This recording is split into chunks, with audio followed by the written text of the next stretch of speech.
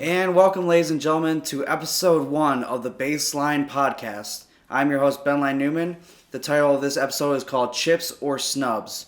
And today, we're going to start off with America's greatest holiday ever, the Super Bowl, where we're going to see the Los Angeles Rams face off against the Cincinnati Bengals.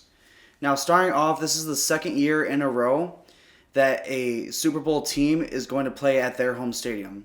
This has never been done before until last year when the Tampa Bay Buccaneers played at their home stadium during the Super Bowl.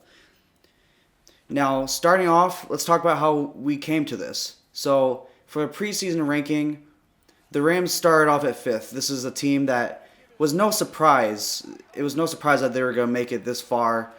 Adding Matthew Stafford over the offseason, they really wanted to win now, adding players like Odell Beckham Jr. and Von Miller to already go with their stellar offense and their stellar defense. The Bengals are a different story, on the other hand. Starting off their preseason ranking at 28th, this team was really a surprise. Very young team. Joe Burrow coming off his sophomore season after having a season-ending injury his rookie season. Along with that, you have a stud like Ja'Marr Chase, who is their lead wide receiver as a rookie, to go along with T. Higgins and Tyler Boyd. Now, going off of this, going into the playoffs, the Rams were second in offensive rating and 9th in defensive, while the Bengals were only 15th in offensive and 16th in defensive. The Bengals have really surprised everybody this season, both in the regular season and the playoffs, being a team like the Kansas City Chiefs to win their spot in the Super Bowl. Now, with that, a few players to look at for the Super Bowl. The Bengals defense has been surprisingly playing really well. You have Logan Wilson leading the league in playoff tackles with 30, as well as Jermaine Pratt, who is 4th with 21 tackles. You have a player like Joe Mixon, who has 190 yards so far in the playoffs. And, of course, like I said, Joe Burrow having a resurgent year, as well as Ja'Marr Chase having a very stellar rookie season, possibly a rookie offensive player of the year this season. Now, on the flip side with the Rams, again, no surprise that they made it here. A very stellar team going to the playoffs, 2nd in offensive rating, 9th in defensive. They picked up all these great players because they want to win now. They have Cooper Kupp, who has had the best season of his career with Matthew Stafford as their quarterback. And that's why I think that the Rams are going to pull out this year. It's going to be a really tight game, I think, as long as Joe Burrow gets the time in the pocket to throw the pass, as long as their offensive line can contain the Rams' defensive line. I think it's going to be a very tight game. I have the Rams winning 30-24. Now, going back about a week ago, we had the Pro Bowl, and as usual, it's gotten really boring. The Pro Bowl is just not as fun as it used to be, and I think that we need to have a change with that. Now, I saw this idea on Instagram, and I thought it was a great idea to talk about. What if the two teams with the worst records in the NFL played each other for the right to the number 1 pick? I think this is a stellar idea. It creates this very competitive nature for these two teams right before the Super Bowl. And I think it's going to be something really worth watching if it ever happens. So for this season example, if it were to happen, the Jaguars and the Lions would play for that first pick, most likely for the rights to draft Ayton Hutchinson with the first overall pick. Now, going back a few years to see who else could have been drafted differently with this, let's say that the draft order stayed the same, but the team was different, let's say. So, for example, last year, the Jacksonville Jaguars and the New York Jets would have played in this game. And if the Jets won, they would have drafted Trevor Lawrence, while the Jaguars would have probably picked Zach Wilson instead. In 2020, it's kind of a win-win situation in this year. The Bengals would have faced the newly named Washington Commanders. And if the Commanders won that game, they would be getting Joe Burrow and maybe a Super Bowl nod with Joe Burrow as their quarterback. while the Bengals would get Chase Young. Now in 2019, it would have been the Arizona Cardinals versus the San Francisco 49ers. And if the 49ers would have won this game, they would have taken Kyler Murray with the number 1 pick, while the Cardinals would have ended up with Nick Bosa. Again, a pretty good win-win situation for both of these teams on this one. In 2018, it would have been the Browns versus the Giants. And if the Giants had won, they would have picked Baker Mayfield, while the Browns would have gotten the injury-prone Saquon Barkley. Both very talented players, but just have not yet lived up to the hype that they had in college. And finally, in 2017, it would have been the Browns again versus the San Francisco 49ers. But the 49ers would later trade that pick with the Bears. But if the Browns and the 49ers played each other and the 49ers won, the 49ers would have gotten a stellar defensive end in Myles Garrett, arguably the best defensive player in the league today, while the Browns would have gotten Mitch Trubisky, a quarterback who really has not lived up to his potential. Now, going off of that, in other news, there is the NBA All-Star Game coming up. And we have a lot to talk about with this. The starters and the reserves have all been announced.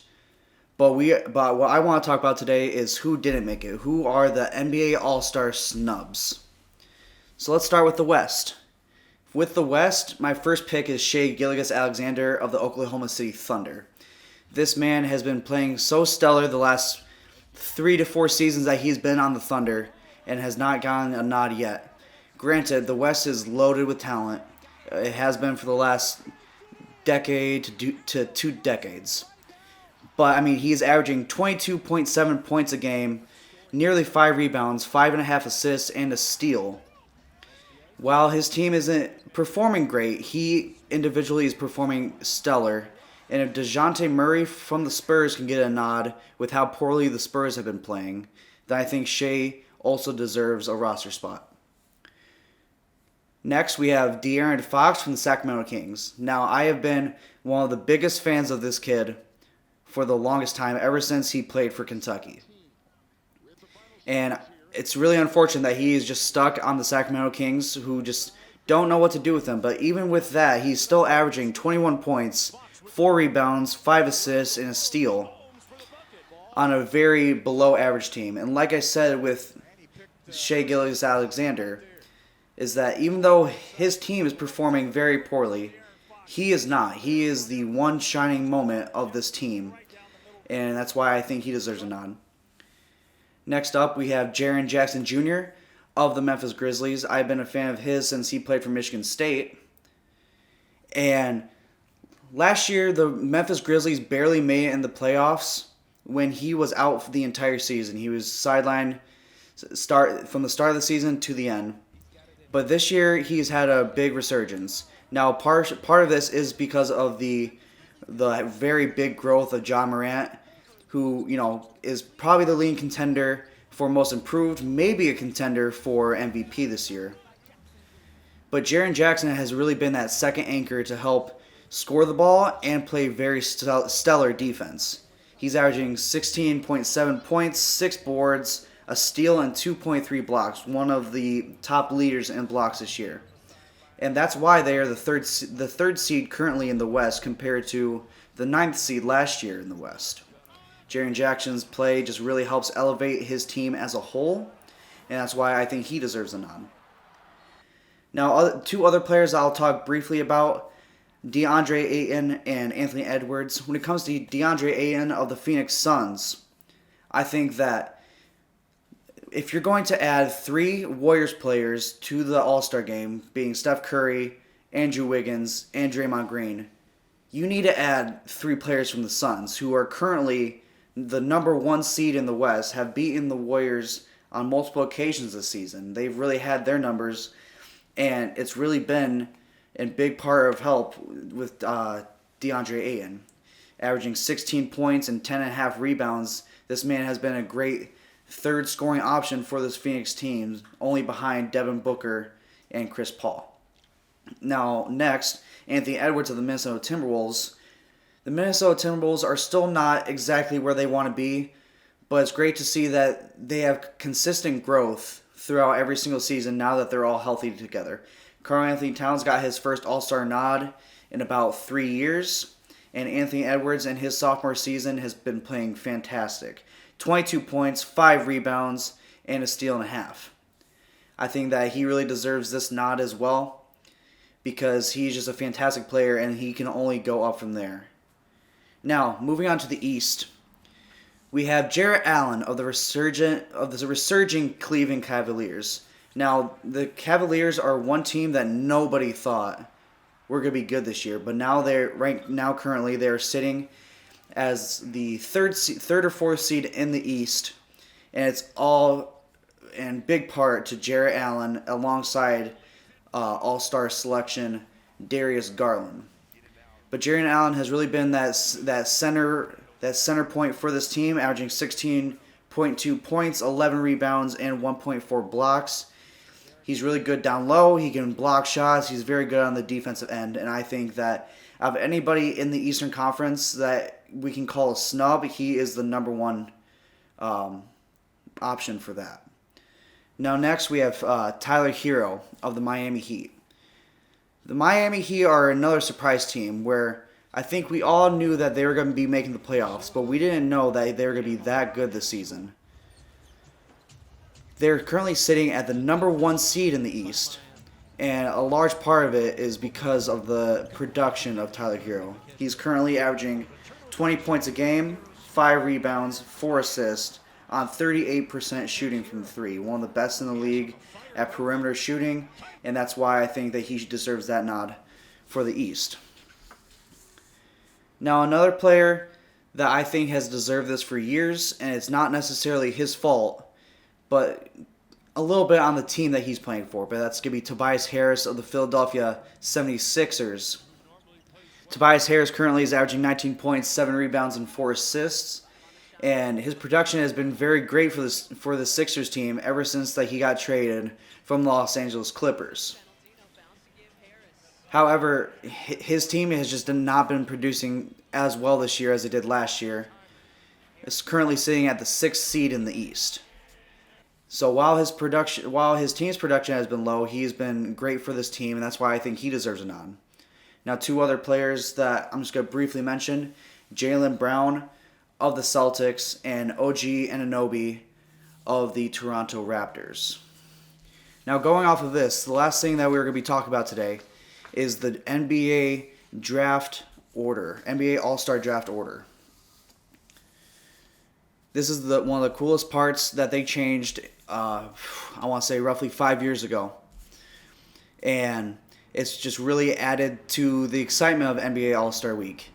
So the 2 most voted players, the most voted player in the West and the most voted player in the East, they get to draft their starters and draft their reserves that were selected as an All-Star this year. So those captains this year are going to be LeBron James and Kevin Durant.